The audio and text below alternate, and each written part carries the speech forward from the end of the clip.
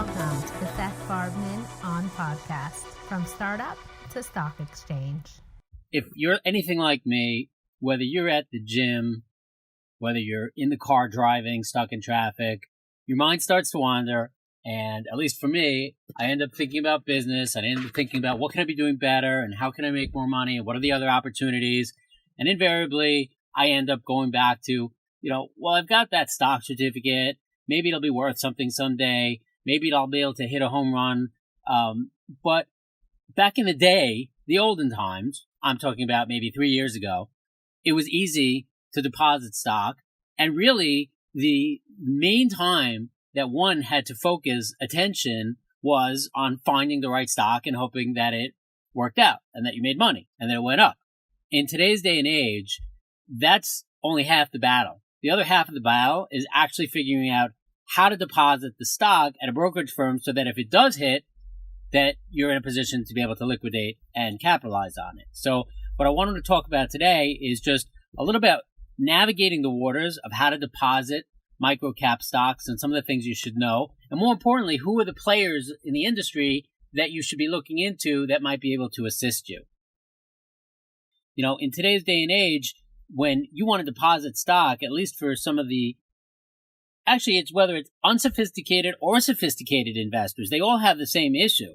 And it's frustrating because, somebody says to themselves, as I've said to myself, it's not fair. I own this stock. I pay for it. And if I don't have a place to be able to deposit and liquidate, literally it is rendering the security completely worthless. And it's frustrating because it's my asset. I should be able to have a place to be able to liquidate it. So I thought it would be helpful to understand the landscape of the microcap industry, specifically over the last 2 years. And essentially you have to understand that FINRA is really applying pressure on the brokerage firms that accept the small cap stocks, and as well as the clearing firms that are sort of the gatekeepers behind the actual brokerage firms. So who are the players? The biggest clearing firm in the small cap industry, I think most people would agree, is Core Clearing, COR. They're a huge player in the industry. I think the last time I checked, they had about 125 different brokerage firms that clear through them. And, they've got a tough job. They really do. They've got to do everything that they can to weed out potential fraud and paperwork that doesn't add up. And sometimes they actually go to an extreme where, for example, there was a company and I wanted to deposit the stock and I had all the paperwork. Those of you who understand the industry will recognize what I'm about to say. On the company's filings and quarterly filings, they did not indicate that they are now a shell, nor did they ever, since their existence, indicate that they were a shell. They had a business description of what they were doing, and I had an opinion letter under 144, and I had all my ducks in a row, presented it to the brokerage firm. They came back to me and said, sorry, it's a shell. I said, I don't understand. They never indicated that they were a shell. They have a business plan. I have an opinion letter. What gives you the right to say that it's a shell? And they came back and they said, Core has its own sniff test, right? And they said, if it walks like a duck and it quacks like a duck, they are making the call that it's a duck and that it's a shell and that I would not be able to deposit my stock there. And to this day, this was probably about a year and a half ago, that stock is just sitting in my desk drawer collecting dust because they're determining that it's a shell. And, a ripple effect of them doing such thorough due diligence, which again, I understand they need to do and I applaud their efforts, is that it takes them a lot of time and effort and staff and legal and compliance. And so the shareholders, we are suffering or paying that price. So, without getting into specifics, I think it's safe to say that the general range to be able to deposit a certificate is between $1,000 and $1,500, to sort of compensate the clearing firms for having to do this review.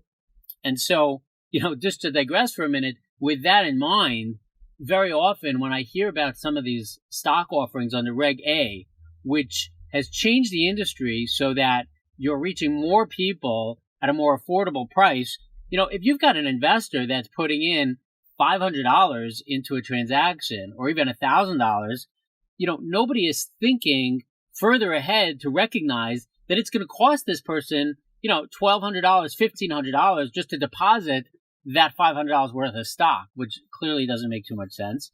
And there are times that happens. I had a stock. I've been holding on to it for 5 years. It's been in the desk drawer. And it's one of those times where I flipped through it and I said, oh, okay, maybe something is worth something. And I think it was worth like $800, $900. And in fact, it was $1,250 to deposit. So it went right back into the drawer. And so that's just something that is now reality that we live in when it comes to depositing microcap stock. So, to ask the question that many of you are thinking to yourselves, okay, so Core is the, probably most often used clearing firm. Are there any other firms that are self-clearing? Okay. That means that they may be a little bit more thorough or they may be a little bit less lenient, but they do it themselves. And so the brokerage firm and the clearing firm are sort of one and the same. So I'll give you the two that most people are familiar with. I'm not telling you anything different. I'm not endorsing. I'm just saying that they're available out there for your due diligence. You've got Alpine Securities and you've got a firm called Wilson Davis. And both have been self-clearing, which affords them a little bit more opportunity to accept deposits. Even though those two are self-clearing, two other brokerage firms that I thought it would be helpful for you to have the names of, and again, do your own due diligence. These are brokerage firms that I believe clear through Core, are J.H. Darby and Network One Financial. Both of these firms are really sort of immersed in the small cap in a positive way, in that they understand Rule 144, they understand the paperwork that's involved to get it through. And so really in trying to deposit, some of these names might be helpful for you.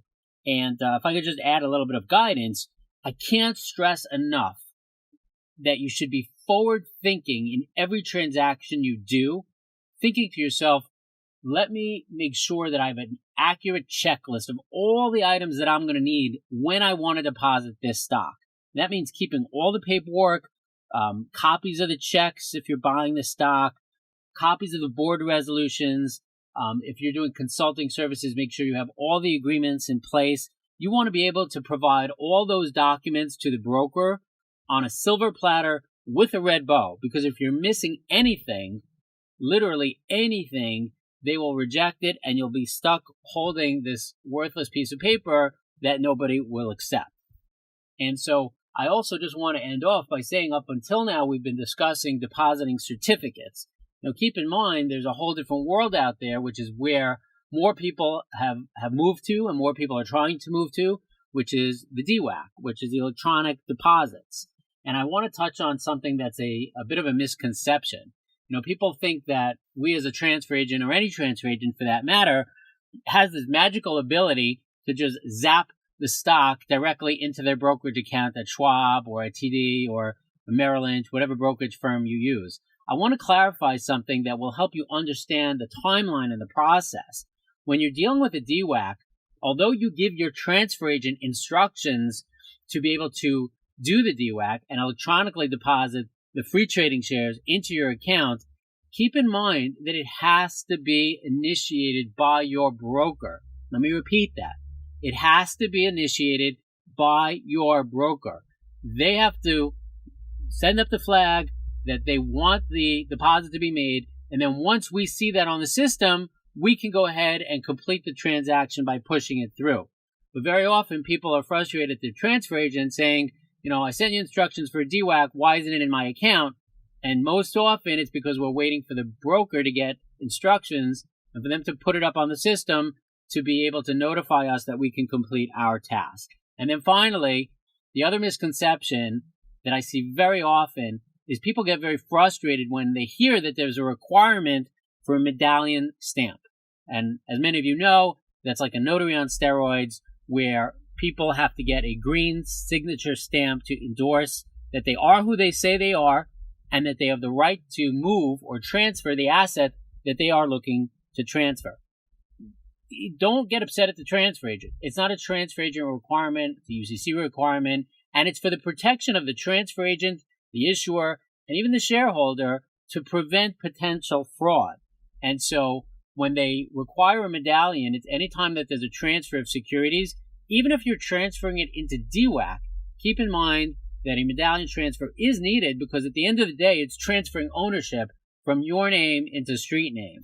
And so, although there are many banks that offer medallions, many of them don't. As you know, there's an online solution that we're involved with, e-signature guarantee. But overall, if you're frustrated with how to deposit stocks, you're not alone. There are solutions. I hope I've been able to give you some of the players that can make that process a little bit easier. So you'll be able to navigate the waters. Just make sure you're wearing scuba gear to be able to do it. And good luck with those deposits. And then hopefully you'll be able to score. Thanks and have a great day.